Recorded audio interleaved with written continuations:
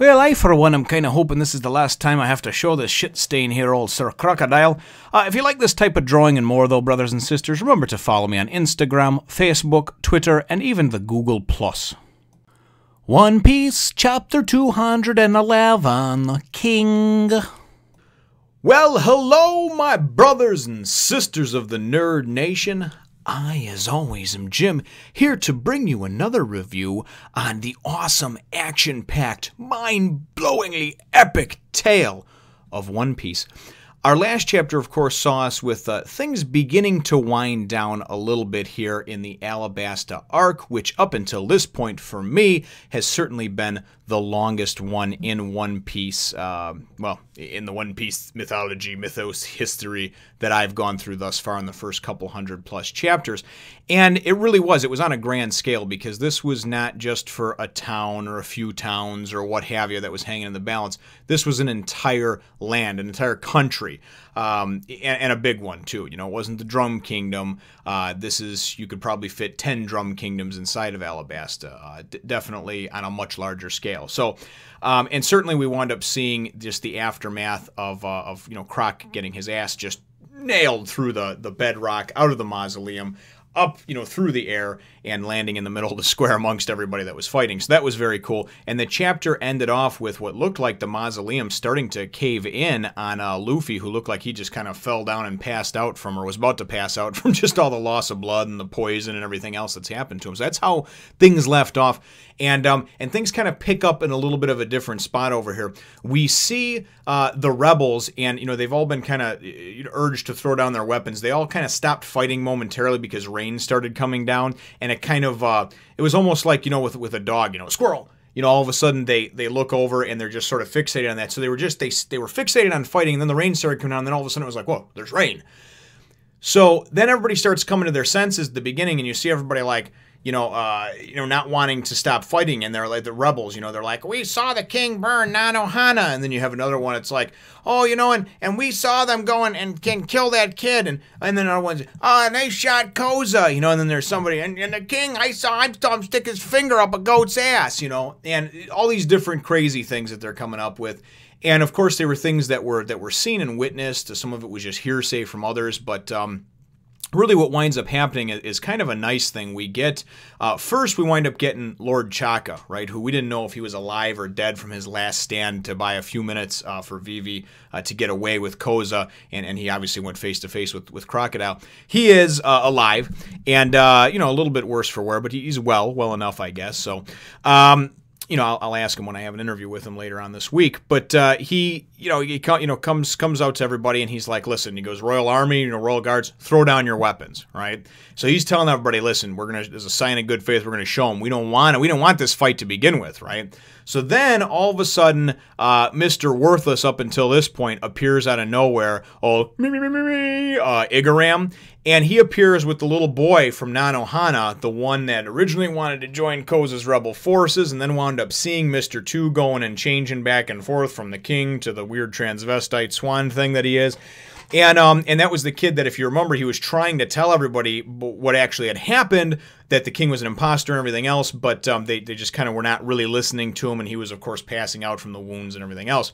So Igaram's holding this little kid, you know, cradling him in his arms, and they're like, that's the boy. Yeah, that's the one that the king's guards attacked in Nanohana, you know. And he's like, Igaram's like, no, you got it all wrong, you know. And he's like, are you well enough to speak? And the kid's like, yep.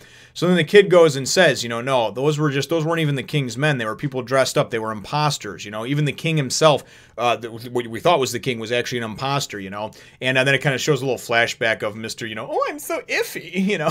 So Mr. Swan Princess over there.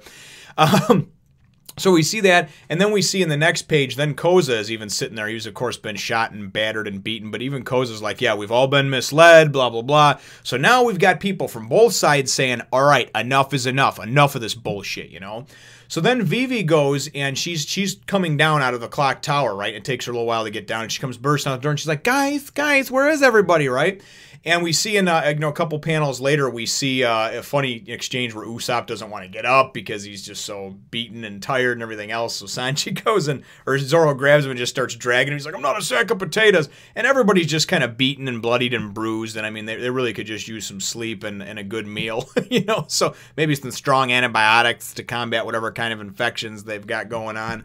But they definitely are still alive.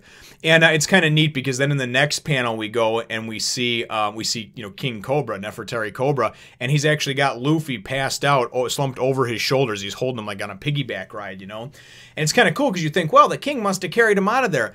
Now we find out in the very next word bubble, you know, that the king says, man, this kid is really... You know, he wound up, even after his fight with Crocodile and everything that happened to him, he still wound up carrying 2 people out of the mausoleum. So we can only assume that he carried King Cobra and Nico Robin. I don't know, because we haven't seen her yet, but that's just my thought, because 2 people, I'm just doing the simple math over there, there's nobody else under there, right? So hopefully that, we'll wind up seeing what happens with that fairly soon. I don't know, though. So... and then we go and we see, and the king goes and he goes, you know, I resigned I was cool with dying. I basically had, you know, I had made my peace and I was ready to die, but this young man just kept coming and kept fighting and kept this and kept that, you know. So it's a funny exchange because when they first walks up, you know, the Straw Hats don't even know that it's the king and whatnot, you know, and Sanji's like, yeah, who are you, mister, you know, and then we see Vivi come on, she's like, Papa, Papa, and then Usopp's like, wait, Papa, that means you're the king? And then Zoro's like, oh, the king, okay. So it's kind of funny, the whole exchange between them. And so the king's talking about how the poison has been neutralized in Luffy, but he's still going to need medical attention. You're all going to. And then I think it's Nami who actually says, you know what, that's fine. You guys go ahead and the things aren't going to be fine. People aren't going to be able to start celebrating this, you know, this tragedy that's going to turn into, obviously, the kingdom coming back together and being saved, unless the princess and the king are there and go make your address, your speech, right? All your political nonsense that you got to do. And then Vivi's like, oh, yeah, and they'll know of what you did and this and that and everything else, you know? And it's funny because Sanji's like, oh, no, we're going to have none of that. We're pirates, remember? Wanted pirates, by the way, okay, by the world government. So with, you know, bounty, or at least a bounty on Luffy's head, and maybe after this, now on all their heads, who knows? But nobody can really know of our involvement. We're not getting involved in your politics stuff over here. So not only did they go and do this for Vivi just out of the kindness of her heart and just to save a country, but they're not even going to take any credit for it. So, you know, I really kind of liked how that was written, and it was kind of like the modest, hey, listen, I don't need anything, don't worry about it, you know, we're just a little bit hungry. So they're going to go on ahead to the palace and just trash or whatever, you know, and Vivi and the king are going to go and make their speech. And Vivi's like, you know, she's nervous, she doesn't know what to say, she doesn't know what to do. And the king basically just comes out there and he just says, listen, the past is in the past, okay? There's nothing we can do to dwell on it, to change it. And that's something that I preach here on this channel too. You know, you can't make, every decision you make isn't going to be the right one. You're not always going to do the perfect thing. But the past is in the past. I mean, you can learn from the past. You can regret certain things that you did and try not to make those particular mistakes again, or choices that you feel were wrong or negative for yourself and your being and your family. But you can't go in the past and change them, at least not yet. Not here in 2013, approaching 2014. It just isn't possible. We cannot go back in time. So it was very cool how he came out and he made this speech, because he says, you know, we're just going to have to go, and it's a tragedy.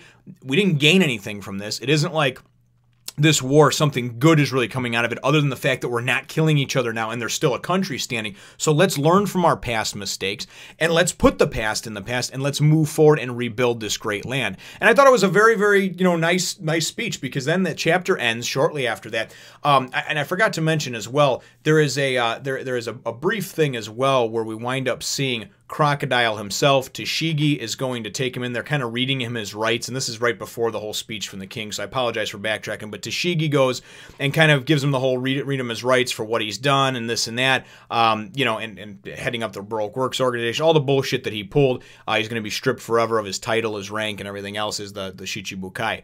So he is no longer one of the 7 warlords of the sea. They're going to have to get a replacement warlord, or it's going to be the Sinister Six. So we've got that taken care of. And then you also see kind of a cool thing where, and it looks like Karoo and his duck squadron, it looks like they went and pulled together and rounded up all the bodies of all the different Mr. Four and Miss Merry Christmas and, you know, all this other stuff, because you see different pictures and shots of all of them knocked out and bloodied, you know, and then in between a couple of panels you see Karoo and the duck squadron. So I'm assuming that, you know, they were there reporting for duty. They got all the bad guys, rounded them up and put them in a pile for the Marines to take away. So it's actually kind of cool to see that. We also briefly see Mr. Two Bon Clay, and we see him. He's the only one that looks like he wasn't completely knocked out, or he got back up, and he's just kind of like, oh, you know, and we don't really know what's going on with him, but he kind of sneaks off, or we assume that. And then in the next panel, we see Eyelashes the camel, and he doesn't look happy. So Eyelashes know what's up, knows what's up, I guess. So anyway, so that was that whole scene with that. And then we go to the speech that I had just described. At the end of the speech, it's great because you have this wonderful double page panel spread that, everybody is rejoicing, and, everybody's going to be cool and sing Kumbaya and eat and drink and be merry and no longer fighting each other, tearing themselves apart until the next person comes by and goes and uses a little smoke and mirrors and pulls an okey doke on them again, because these people, in my opinion, although this was a great arc and a great saga and everything else, I think these people are still very easily led. I know there was a number of different instances that happened over the course of several years, but I believe that on both sides, the King's forces, Royal Army, and on the side of the rebels, that things were handled inappropriately. So just my 2 cents, and it is what it is. But that's how things end off, and it's kind of cool because there's one of those boxes in the top corner that's like, for the Battle of Alabasta, or the Kingdom of Alabasta, it's finally come to an end. And then it talks about, for the heroes, and they're showing everybody, cheering and this and that. And then it goes and it shows a panel with all the Straw Hats just kind of like passed out and just like, and for the ones that will never make it into the history books, but we know they're the ones that were really the catalyst in turning this thing around. So it was definitely very cool. It seems like we're winding down the arc over here, and I believe as well the saga. I think this is the last arc within the Alabasta or the Baroque Works saga. And really, what I would like to hear as far as for my chapter question is, now that there's probably a few more chapters that are going to be wrapping stuff up and bridging us to the next point, but where we're at right now, what you've seen, how all the fights went down, Luffy ultimately beating Croc, where, this is the 11th or 12th story arc, I think. Where do you think, out of the 12 so far, say, or 11 so far that we've had, where would you rank this one? Is it one of your favorites? Is it one of your least favorites? Was it too long? Was it, just, kind of weigh in the comments down below. Let me know what your thoughts are on that, brothers and sisters. Feel free to hit the thumbs up, the like button, if you should think that I deserve it. And maybe subscribe if you haven't done so already. We will look forward to catching all of you in the next one, nation. And here's the last major villain that decided to go toe-to-toe with old Luffy.